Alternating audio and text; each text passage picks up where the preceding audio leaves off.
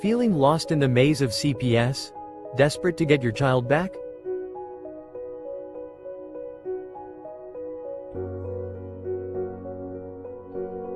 You're not alone. Countless parents face the heart-wrenching reality of family separation. The legal system can be overwhelming, but there's hope. Now, here's the key. Faith, that's how you win a 6-month hearing. Thank you. If you do all of those things, you're going to blow your social worker's mind, you're going to blow your attorney's mind, and you're going to blow away the judge. With attorney Vincent W. Davis, a dedicated legal expert with 39 years of experience, committed to helping families like yours. Join his weekly live Q&A on Zoom, where you can ask your burning questions about CPS cases. Get the knowledge and strategies you need to fight for your child's return.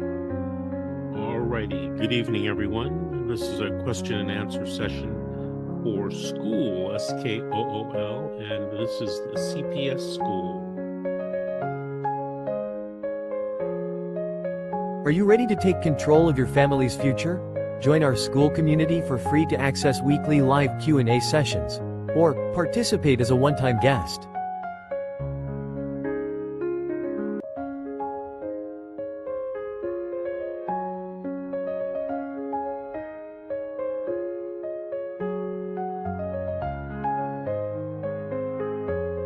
Don't let fear hold you back.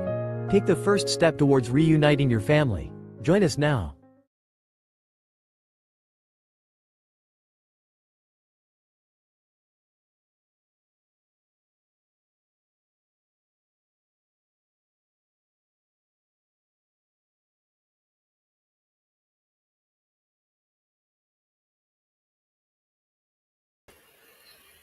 Good morning.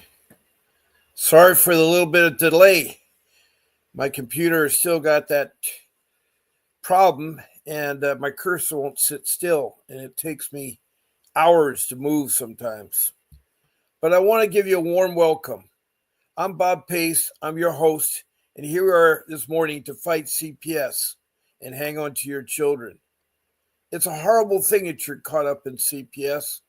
I try to start the show differently every morning, every evening. I'm on twice today. You find me on Facebook fighting CPS. I'm glad you've joined me because I too have been fighting CPS for over 15 years. Now you just heard from my attorney, Vincent Davis. I want to thank him for what he does. He gives a lot of himself, a lot of free time. He helps others. He was once a foster kid himself, so he knows it quite well. He wants to help you. So listen to what he says, and I'll talk more about Vincent Davis.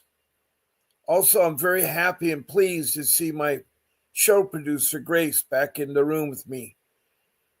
I've been praying and so forth, and she's had a hard time dealing with the death of her dad.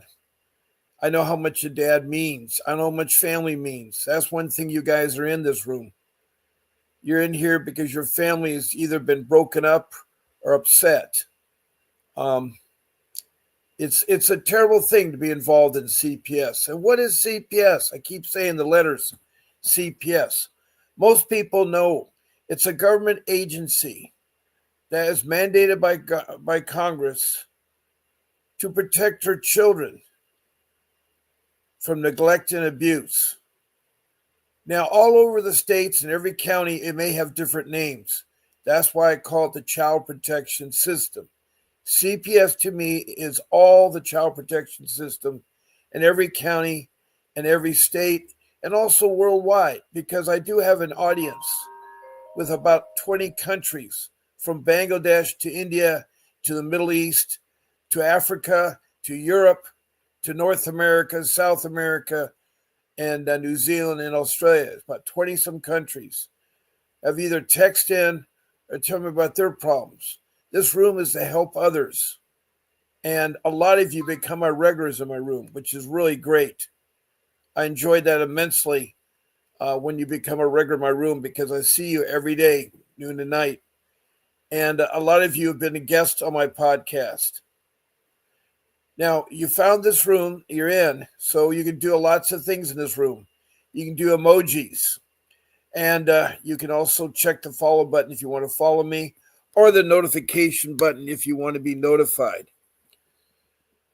Now, we're all going through everything turmoil right now. Right now, I live in Southern California. I live in Surf City, USA, 3 blocks from the beach. And my attorney, Vincent W. Davis, works out of Arcadia. It's in Los Angeles County. At the foothills, he had some fire warnings too. It's tragic that this fire has taken so many homes and so many families. And what worries me is I hope CPS doesn't purposely break up families because the families have lost their home. That was happening a lot out east in North Carolina and Florida and all the places that are hit by the hurricane. What was happening is when their home is gone, CPS didn't want to wait very long.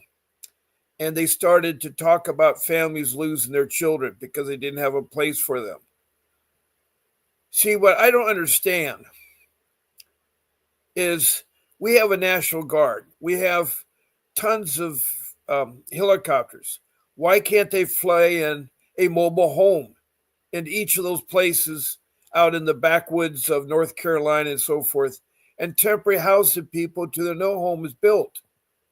What is wrong with FEMA providing everybody with a mobile home? And furthermore, in California, what is wrong with FEMA providing everybody with a mobile home? Now, what do you mean by an RV, a recreation vehicle? They're smaller. They can sleep 8 people, and they take up less space. Most of the homes, they lost the homes, but the driveway's still there. So maybe they can clean up the driveway, get utilities hooked up, and be able to live out your mobile home till you build your new home. And I don't understand why FEMA can't do that, because I don't want you families broken apart. LA County and Orange County are really bad.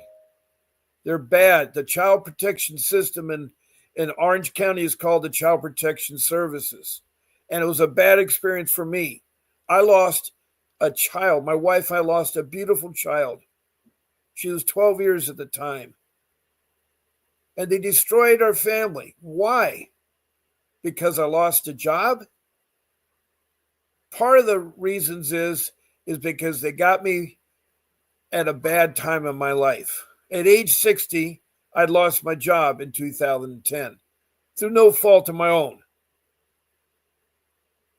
California was going bankrupt.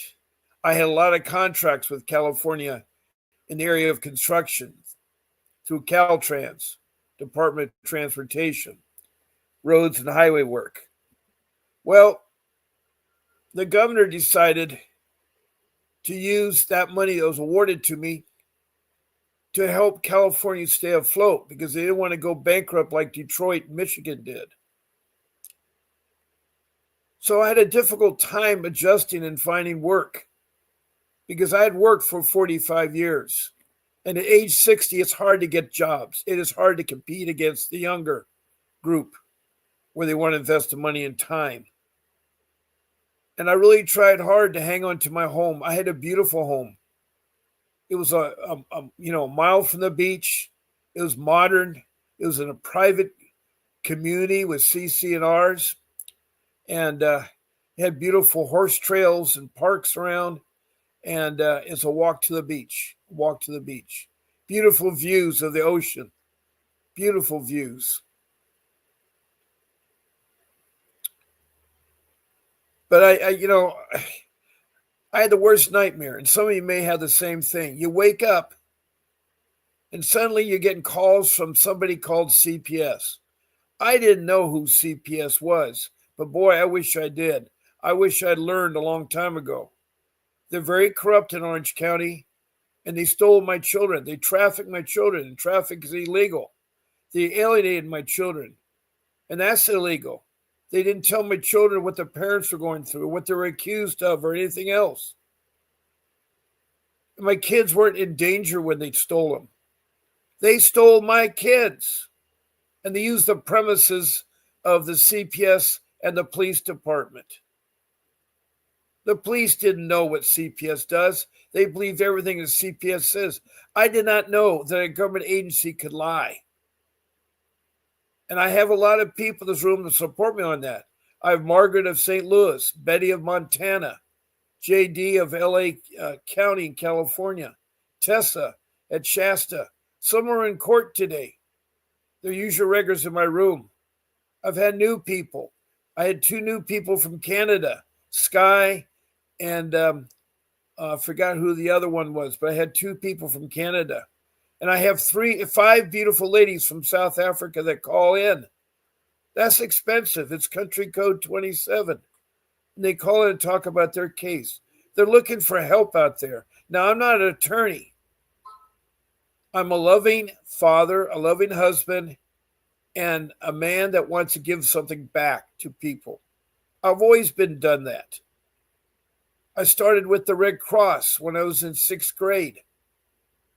I have over 50 years of doing volunteer with the Red Cross in the areas of water safety, small craft safety, in disaster services. I've worked the Malibu fires. I've worked the Northridge earthquake. I've did the floods. I mean, there's so many things I did disaster. There was an airplane crash, Aeromexico airplane that crashed, and everybody aboard was killed. It was a horrific thing. I was director of operations for the American Red Cross. So I have a lot of experience giving something back, and this is what this CPS does. People ask me, well, why are you doing this? Well, one, it helps me a little bit, but I know that I'm helping others. I've always been that way. When my kids were in Boy Scouts, I got involved in Boy Scouts. When they're in Girl Scouts, I got involved. My kids love sports, so I was involved in AYSO soccer. I became an intermediate ref. I became an adult leader in Cub Scouts and Boy Scouts. And they're wonderful organizations, and my kids were in them. I adored my kids.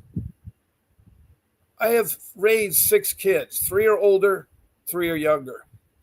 The oldest one is in his 40s. Then I have 2 girls in their 30s. And then I have the rest of them in their 20s, and I have 1 teenage son who just turned 19. He's in his first year of college. He's doing okay. My family's been hurt by CPS. They've been torn apart. CPS is cruel. If I sound anger, I do, because I tried to go to the top dog in CPS. He ignored me. And the supervisors ignore me. And their, whatever semblance of things ignore me. It wasn't until I got an attorney that I learned. Now, Vincent Davis is an attorney of 39 years fighting CPS. He is trained in juvenile law, family law, and dependency law. That's the laws that you're in. Dependency court you go to. Now, they don't have a trial by jury, which they should. So right away, you're guilty when a call comes in, either by a layperson or a professional. Now, professionals have more training to know what is neglect and abuse.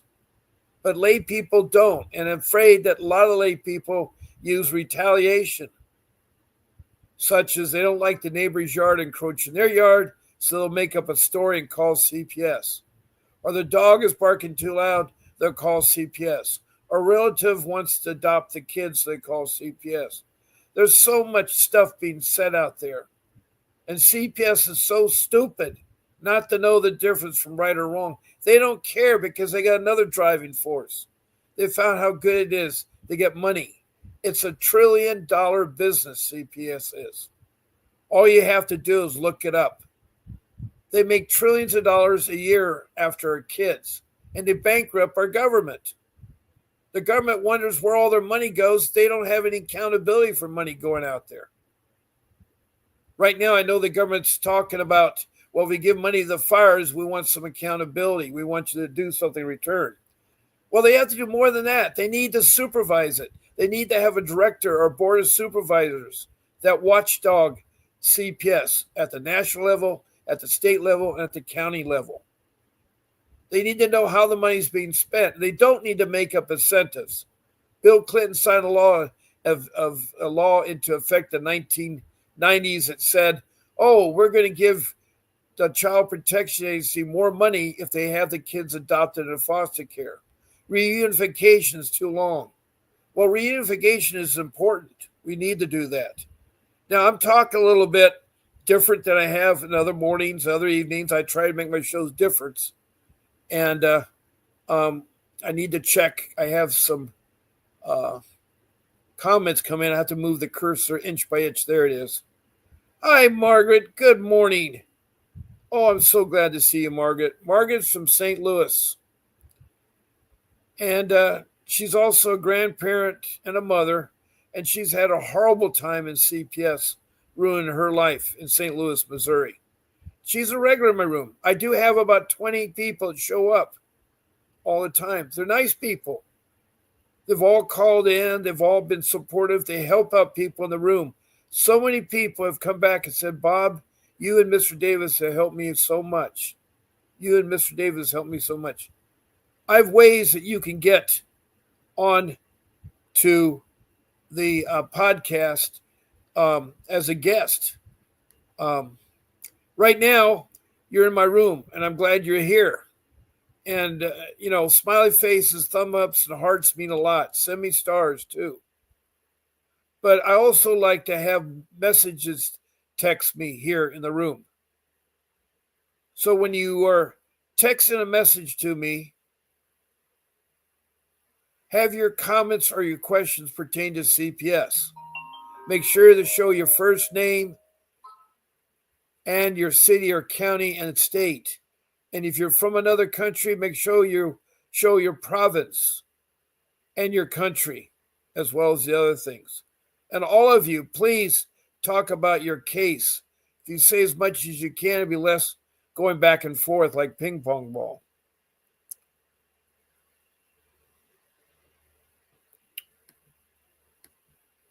Now, I mentioned something about being a guest on my podcast. I have a producer. Her name is Grace. She works very hard behind the scenes, keeping the room in line.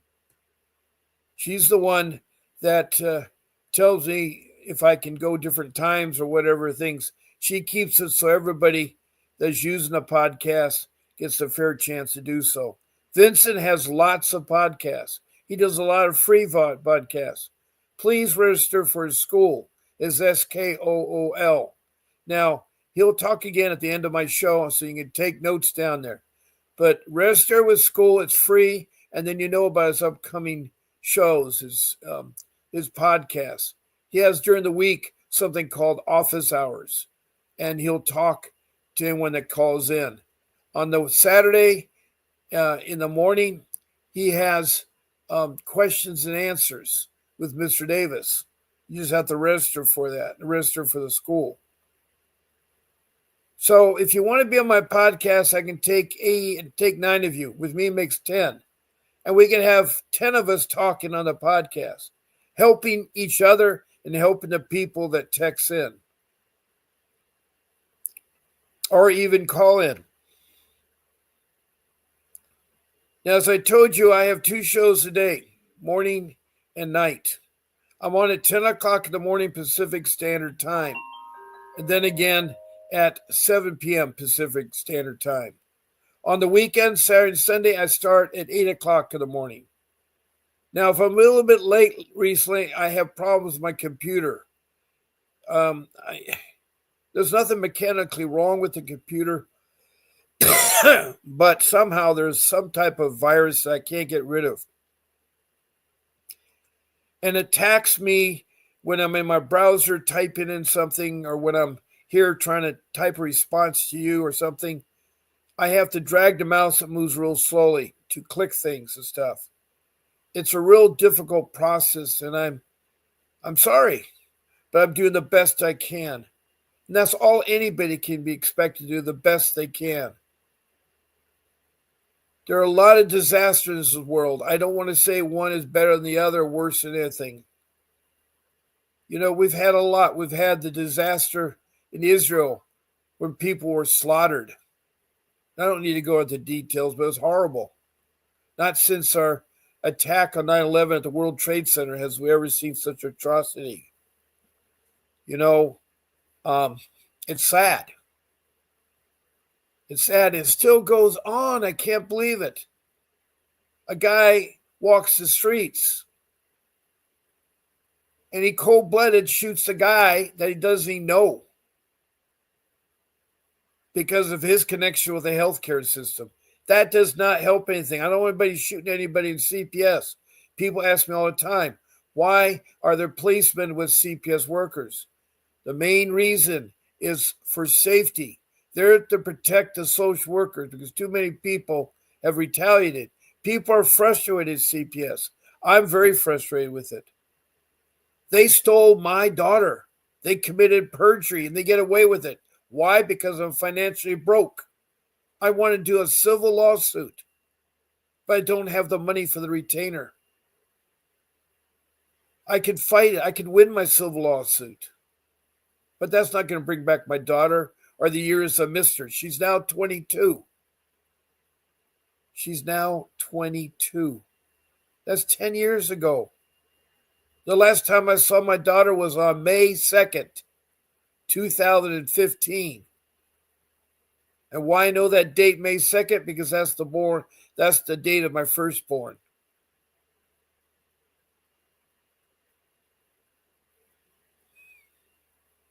But I miss my daughter. My wife misses my daughter.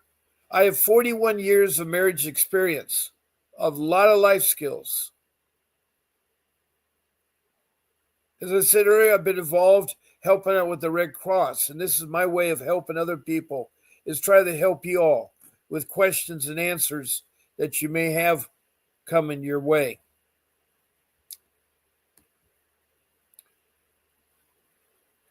Margaret further says, let me put her message up there.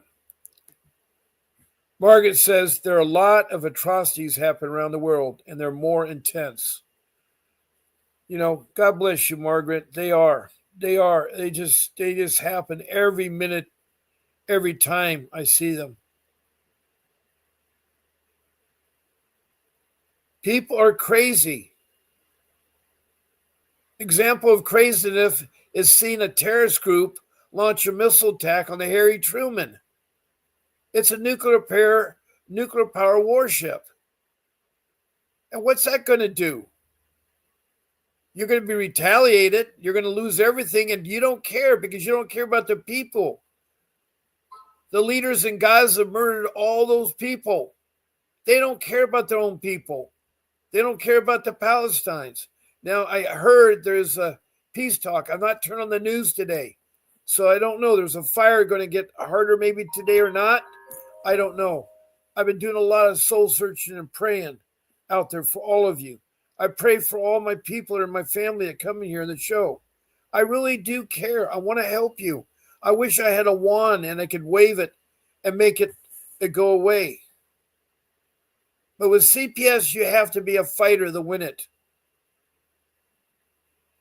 I did everything humanly possible to get my kids back. I hired Mr. Davis. But I had to quick sell my home because I had a first and a second, and I had no equity. Well, I had equity, but no one wanted. I mean, I was overextended. I was owing over $1 million, and I didn't want to take another money out. So I quick sold my home.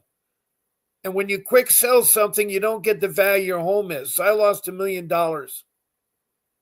I lost my home. You're never going to recover. Like all the people that have fires will still have mortgages to pay.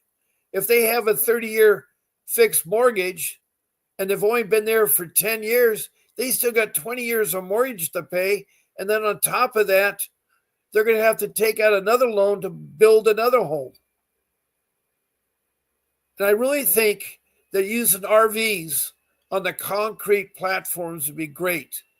Or if RVs won't work, then mobile homes. What is wrong?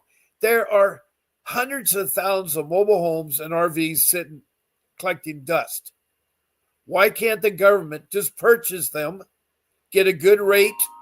I'm pretty sure the mobile home builders and the RV people will be happy.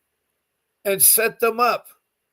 Set them up on their concrete slabs of their driveways and hook them up.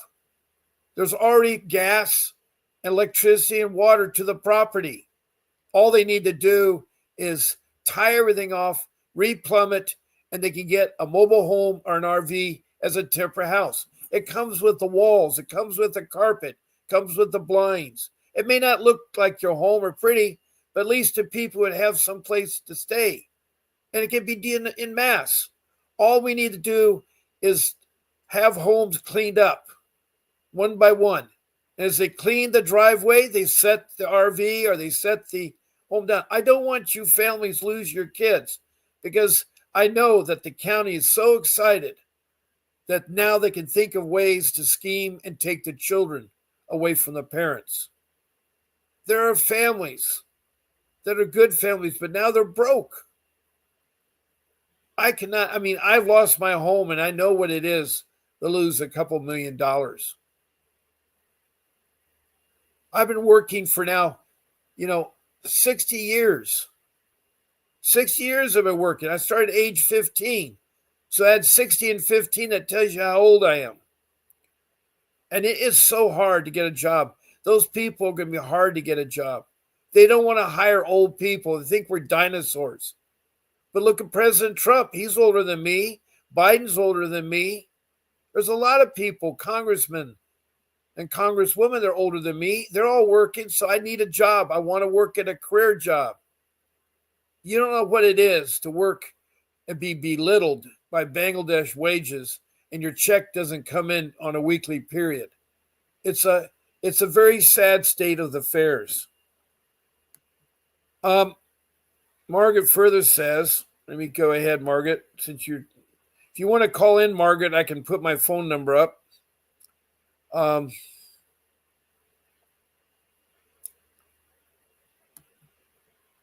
Margaret says, the launch of evilness on our children. Yes, I am so worried that's going to happen to the people in LA County, the families. You see, they're supposed to protect our families. They're supposed to do what's called family reunification, not steal our families have adopted in foster care. For 100 years, they were stealing the Indian children until the ICWA was passed in 1978. The Indian children, who were the first immigrants, the Native American Indians here in the United States, were the first immigrants. And because they had an alternative lifestyle, the supposedly so-called Europeans, such as the early Vikings, and then later the Dutch, the English, the French, the Spanish, all tried to embrace upon their lifestyle. Now, the Vikings had a very barbaric lifestyle. I don't consider them lifestyle, but they were farmers. They, in the 800s, 900s, all became to farming. Vikings were beautiful people. They were explorers. Reason why I think Vikings are beautiful is I study a lot about them because my great-great-grandfather is a Viking. I have Viking blood in me. And so I've really studied it. When the History Channel got the Vikings on, but I saw how they took care of their children. You see, I don't understand why CPS workers are so sick that they want to steal our children. There's a case in point example I use all the time. There are 8 white female social workers in Prescott, Arizona. And Prescott, Arizona is known for the movie Billy Jack. There's 4 movies of Billy Jack filmed there. And he was trying to help out Indian reservations. And it was at the period in the late 60s, early 70s, when we had the Indian movement, AIM, that got really there. We had the soldiers killed at Kent State during the Vietnam. I lived in that period. That was my time period, the 60s. I went to Woodstock for 4 days in New York. I experienced it all. I have lived a very well-rounded life. I've traveled and been to over 50 countries. I've been to almost every state in the Union. And I'm a world traveler and I have lots of things I can share with you and help you. And one of the things is I do this with CPS, but I also try to give other life skills. Now, I'm so glad you're talking to me, Margaret. I like it when someone talks to me. I will call in the next 30 minutes, though I have to get ready for an appointment with a realtor. Well, that'd be great, Margaret. That'd be great. I'll put my number up that you can call in. Margaret further says,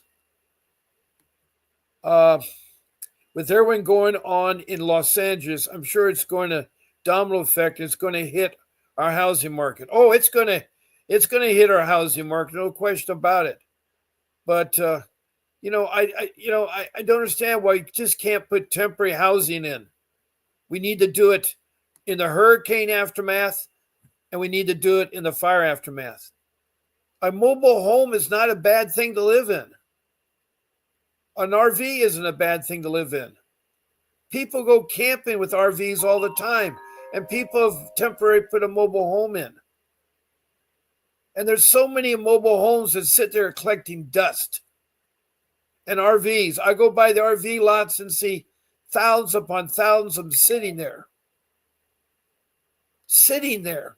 Brand new homes built. Now, I think there was an offer by an RV company that offered RVs for the people that lost their homes. It'd be so easy to administrate that. A person files an applicant with FEMA.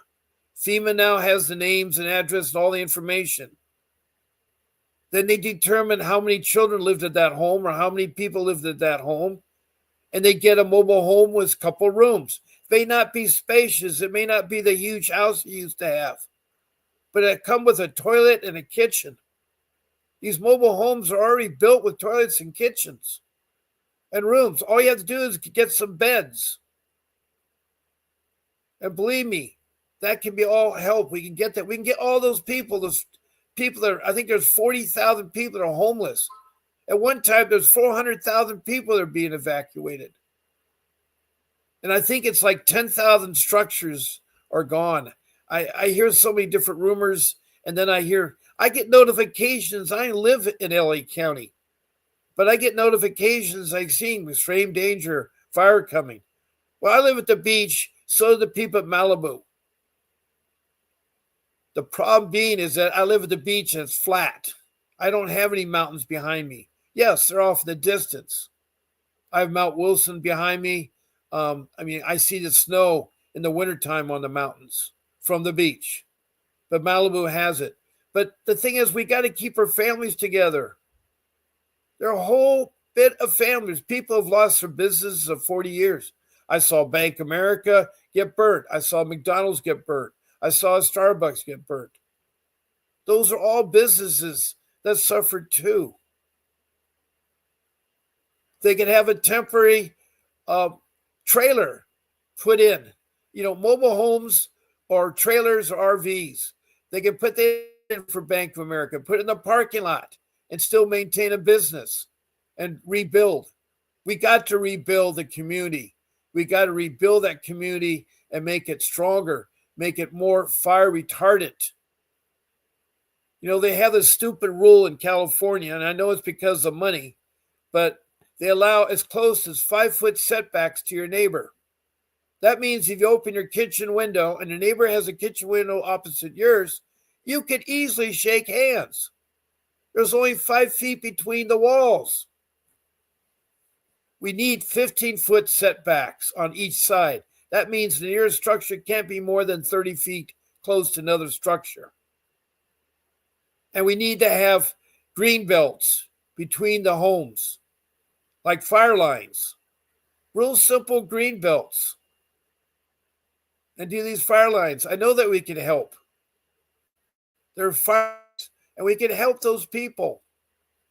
As soon as they finish the investigation with the cadavers and finding the people, I think up to 26 people that they've found remains. Some are tragic. A man still holding a hose in his hand, still trying to put his fire out. It is sad. It is sad. And I've been experiencing inside my body and wondering how I can help.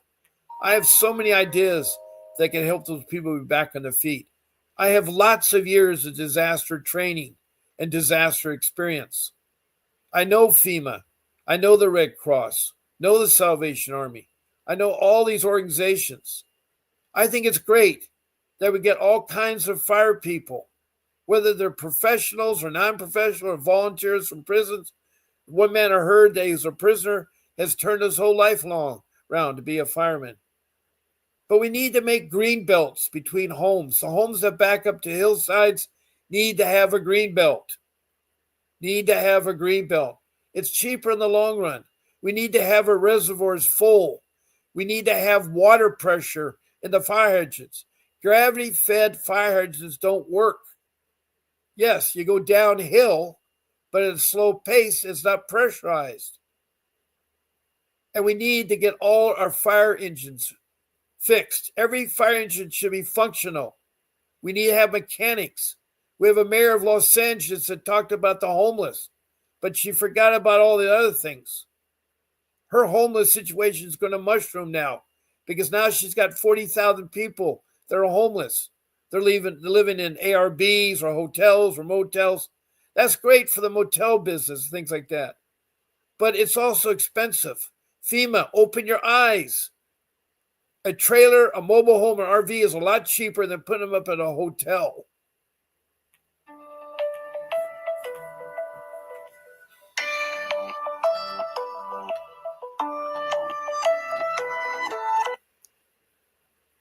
Good morning. This is Bob Pace. Hi, Bob. How you doing? Pretty good. Is this Margaret? No, this is your Illinois girl.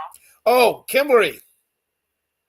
Yeah, how are you? Oh, pretty good, Kimberly. Thank you for calling in. Margaret said she was going to call in, so I apologize for thinking it was Margaret. You're okay.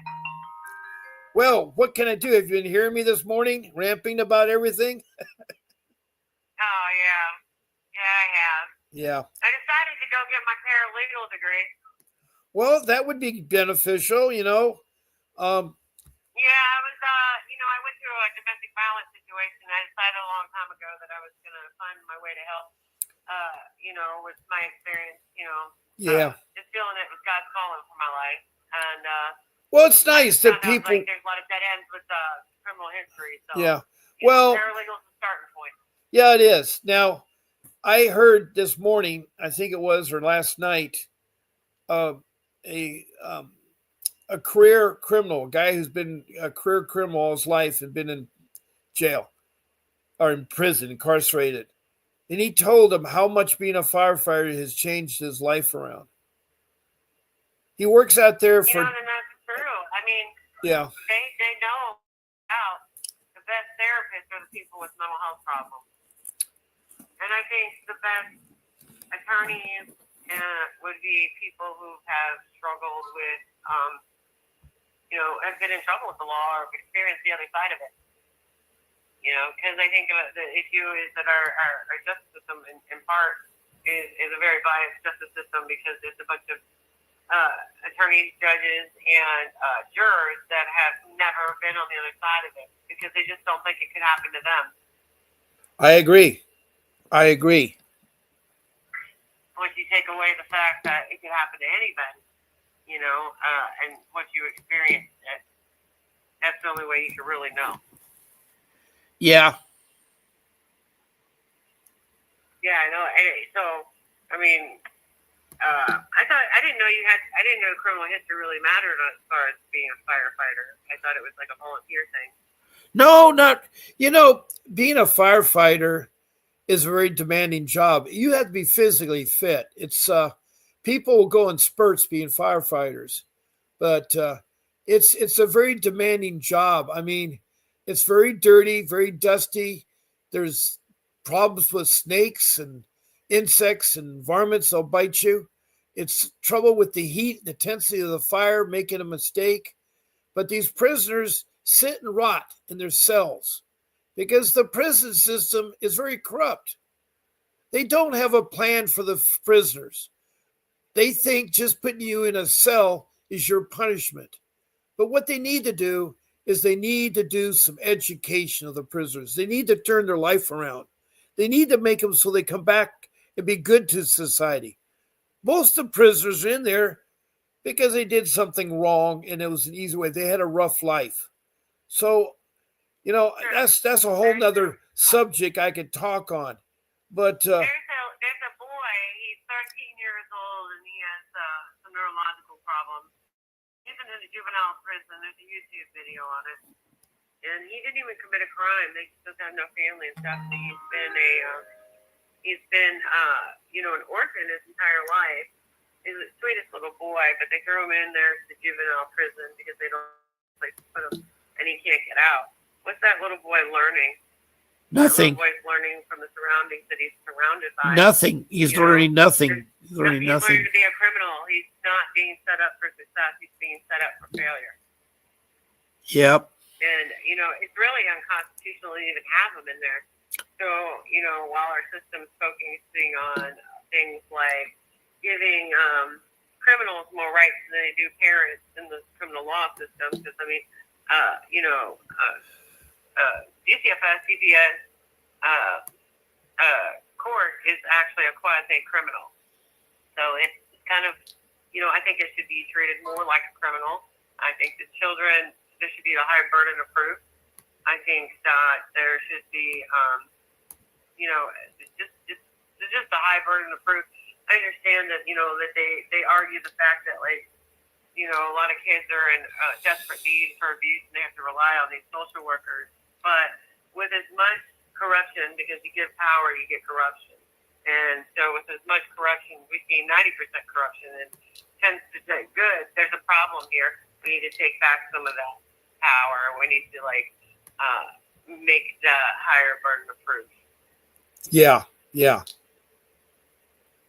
And these children that are growing up in these systems, and the problem is when you get somebody, like say for me, I spent most of my life as a drug addict, and I got a lot of criminal charges that I didn't do, and some I did do, and 99% of the ones I did do were blown way out of proportion because I couldn't afford representation. I couldn't fight it. When should the criminal justice system be about getting convictions versus who is innocent and who is not? Because once they file it and they find out later that the person, sure they knew that the person was innocent, they file it anyway. Then it comes, well, you can't get out of jail unless you take this plea. If you take it to trial and you lose, then you'll get the max. And I guarantee you most of the time, people who are innocent, if they would have took it through a trial, they would have won their case. But the fear that they put into these people, there should never be that heavy of a consequence. It shouldn't be that if I go to trial and I lose, then I get the maximum. A lot of these maximums that are on these cases and these charges, they're way off what merits the action. You got somebody that, like me, like child endangerment. You think it's an opinion-based charge. Endanger the welfare of my child because I didn't physically assault my husband, right? But at the same time, if I would have physically assaulted my husband, I would have been charged with endangerment because I have been charged with endangerment in the past for doing just that. So there should always be an exit, a way out, and a right way to go. It should never be a double-edged sword. The act of calling 911 is the act of protecting the child. So here I go into a court where they're going to say, well, if you go to trial, we're going to give you the max. We're going to give you 6 months in prison. How in the hell does that merit 6 months in prison? You just took my whole life away. I've done all these classes. I've been to college. I've done everything. And it doesn't merit that. Nobody makes the right decision all the time. People make mistakes. 5 years sentence. For certain things like so many DUIs, you can get a 5-year sentence in some states, and that's not what they need. Well, how did your case start? How did you get involved in CPS? How did it really start? Back when I was 22. I was experimenting with drugs. My mother was a guardian at Lidham. And then there came a point where my daughter was 3 years old, my first child, and the babysitter's friend left welts on her.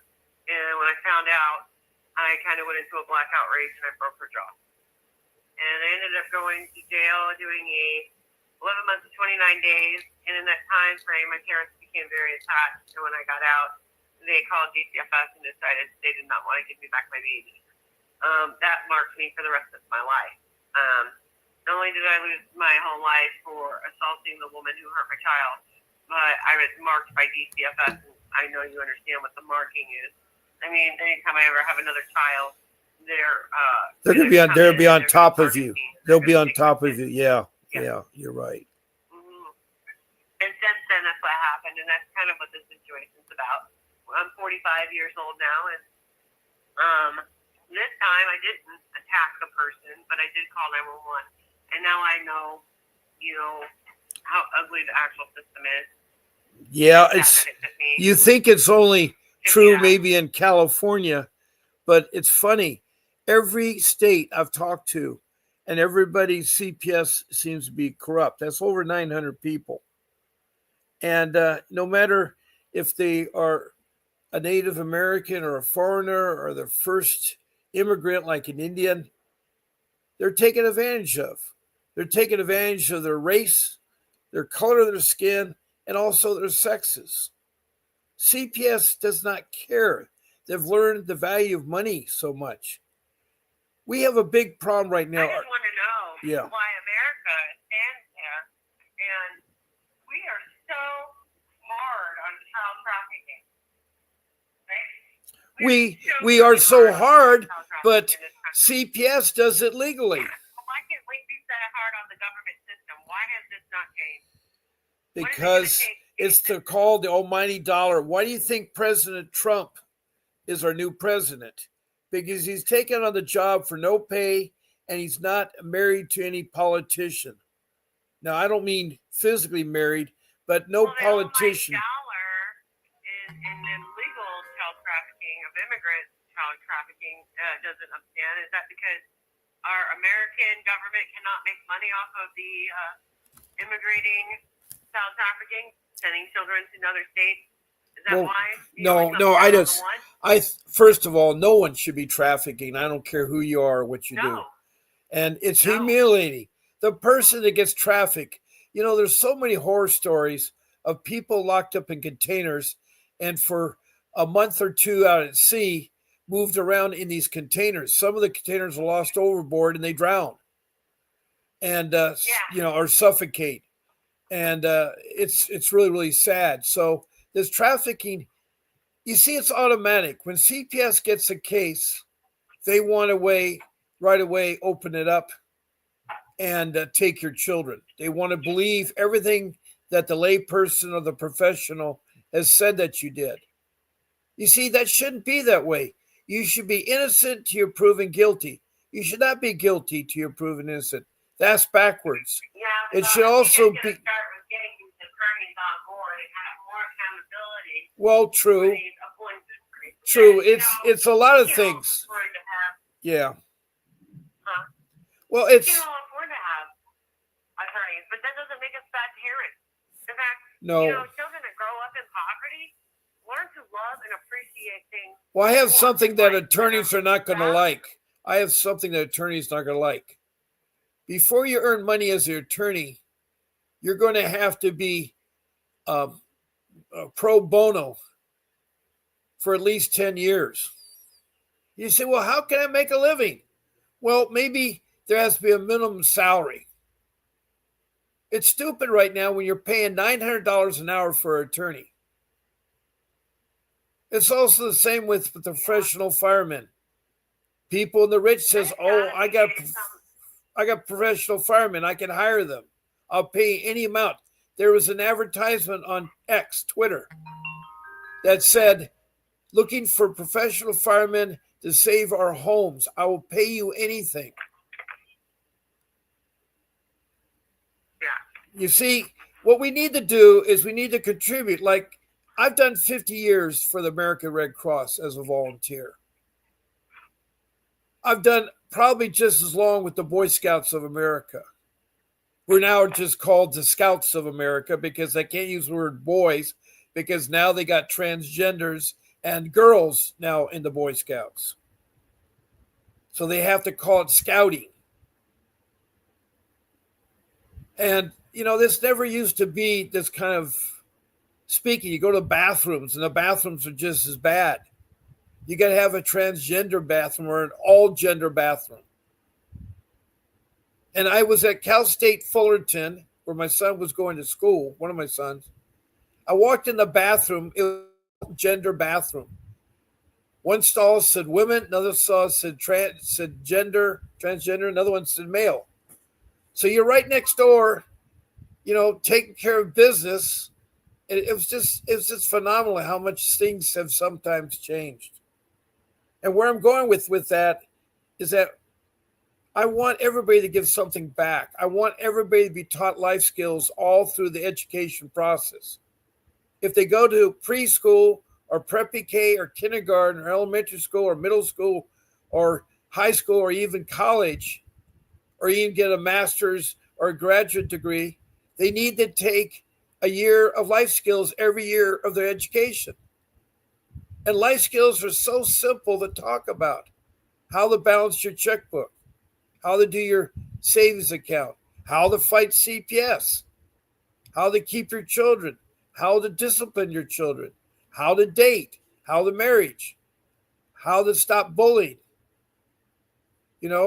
how to get a job interview, how to do your resume. There are so many life skills that we're not doing that. So you got people out there that barely make it through high school, and the only life skills they know is crime. And along the way, people get introduced to drugs. Now, drugs are just a temporary high. It's not a cure-all, and a lot of people can't handle it. But anyway, I'm getting digressed a little bit away from CPS. I have to sit here and focus on CPS. Are you still there? Yeah. Kimmery? Okay, yeah. I'm here. Okay. Yeah, I'm here. I would love to help out people. I think when I finished school, I'm going to do what God's been putting me. God puts you through situations over and over in your life. And when it keeps happening, and you take the right way.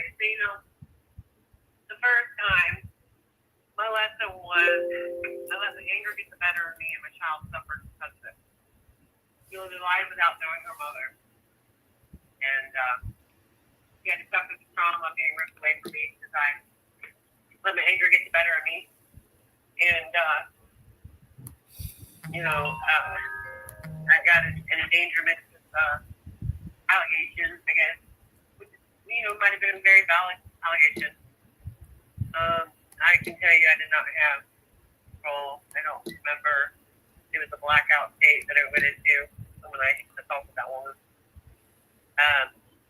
But, that was lesson one. Lesson two, don't call the goddamn police because the government's not on your side. I think if there had been somebody that did not have a criminal history and that did not have, that in their background, they might have had a much difficult more time proving to the judge that the child needs to be taken into custody. They assume too much. No, let's be honest, it's not really an assumption. It's a bias. It's angel complex. Yeah. And it's, anybody who's been in that system a long time, to think that anybody's better than anybody based upon experiences, history, or whatever. I tell you what, it takes a much stronger, heroic person to overcome addiction, to overcome these kind of life traumas, than somebody that's given a silver spoon and has never experienced it and had to overcome anything. Yeah. I know these people like to think they're better than everybody because they were never an addict. But, your friend was a firefighter. I got my life together. It wasn't easy. It was a lot of work. And I don't care if they commend me because I commend myself for that because I don't know many people who come out of addiction. I don't know many people that get their life together without one person in this world to help them, one family member that's alive, and without one support system. And, work hard in studying about, how to parent children with trauma and cleaning up the mess that they made in life and was willing to actually do it, And I did a really good job. My kids did a 180 in my custody. They got out of trouble. Their grades went up. I got rid of all the 10 cavities in their mouth, that they got from not brushing their teeth. They didn't even know how to brush their teeth or hold a fork. Yeah. I got them. They didn't know how to stab. They didn't know how to fight. And they were really little, 4, 5, and 6. So, obviously they were not in a good place I was told they were off their IEP now, but they were pretty much off that IEP before, my ex got custody of them. So we'll see what happens. I prayed for my children, and that they're doing good. But at the end of the day, what good is a system that's built to rehabilitate people that doesn't accept people when they are rehabilitated? Yep, I agree with you on that. What is your goals right now? What do you plan to do right now? Get my paralegal, and then join some kind of organization like domestic violence prevention or whatever. It's how women, children that are in domestic violence situations, be aware, strategies, their rights, and help them with the trauma and calming themselves and controlling their emotions and getting the resources and the help they need with therapy and getting the just getting all the documentation and order. Because I know when people come from those kinds of situations, their brain's like a scrambled egg. You've got trauma brain. You've been in abuse, and you're not able to put things together, think straight, or your memory function is gone. You need somebody who can do that for you. And if going to school from a paralegal can help me get in there and volunteer to help, draft some documents or, get these women what they need, the help and resources they need, then that's what I plan to do. Do you ever get to see your kids or not? You get to talk? I have court-ordered visits. They're in Arkansas, and they've been very badly manipulated. Although they don't deny it when you straight up ask them. They'll say the truth. They just, they won't come into the visitation. That there's been no real effort to correct the situation on the department's end. But I have court-ordered visits with them. But they don't come. I haven't seen them actually in, I didn't see them for about a year. But they've come into random visitations with me. I have a baby who's been in foster care, and these DFS has done their part in playing their cards with running the clock out. Just giving me setbacks that had no rhyme or reason.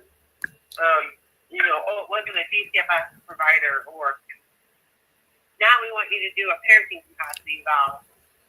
Just because you have DCFS history, well, you've known that history since day one, but okay, now you're going to add it on now that I'm at the finish line, Yeah. They ran the clock out. And they don't deny that it's in violation of my rights, that I'm only getting 2 hours a month. And the minimum is actually 4.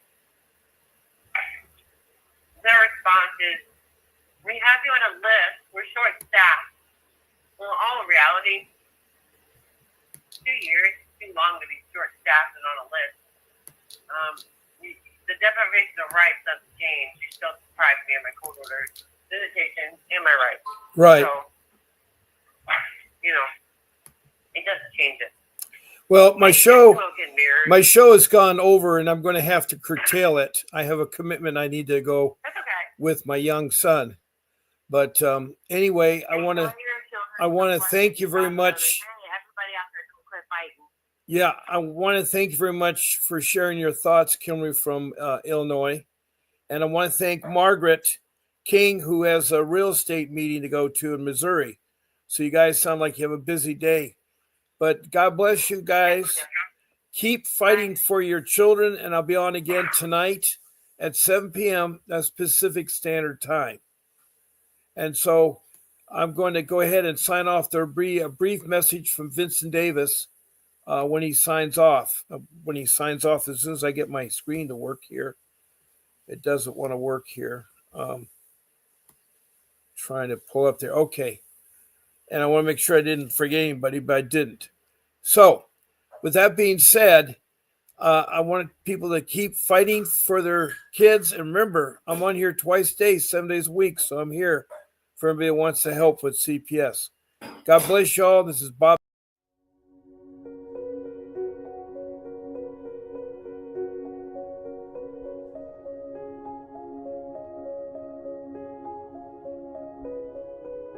Feeling lost in the maze of CPS? Desperate to get your child back?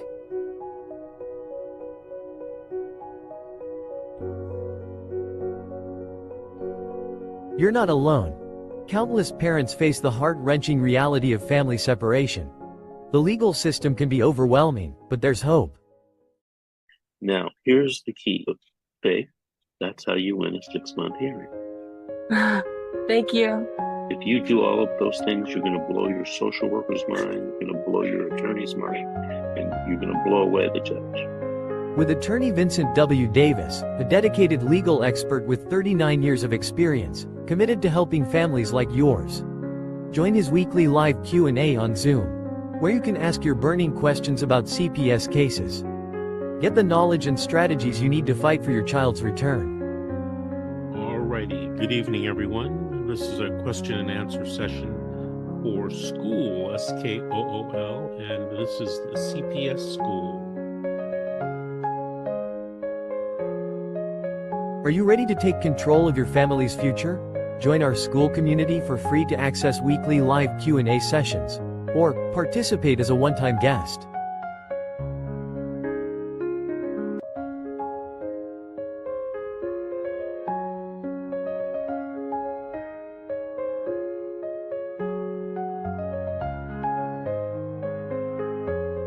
Don't let fear hold you back. Take the first step towards reuniting your family. Join us now.